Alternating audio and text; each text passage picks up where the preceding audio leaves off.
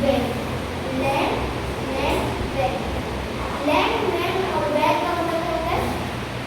Van इसे हम लिखते हैं land, land local area, local area ना। अब लोकल एरिया मतलब क्या होता है?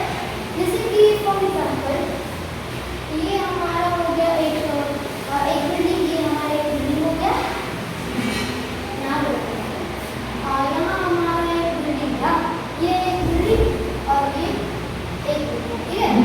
अब ये दो बिल्डिंग के बीच से अब यहाँ पे जितने भी घर वाले हैं, जितने भी फ्लोर्स है, उन दोनों के बीच में जितना भी इंटरनेट प्रोड्यूस होगा ना, जितना भी इंटरनेट यूज होगा उसको हम क्या करेंगे? लैंड बोलेंगे, ठीक है।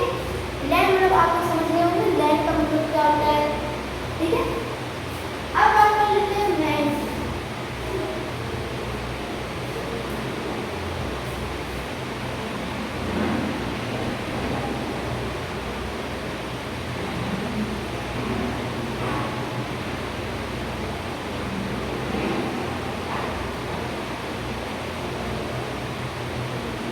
मेट्रोपॉलिटन एरिया नेटवर्क, ठीक है।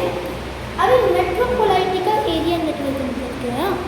ये मेट्रोपॉलिटन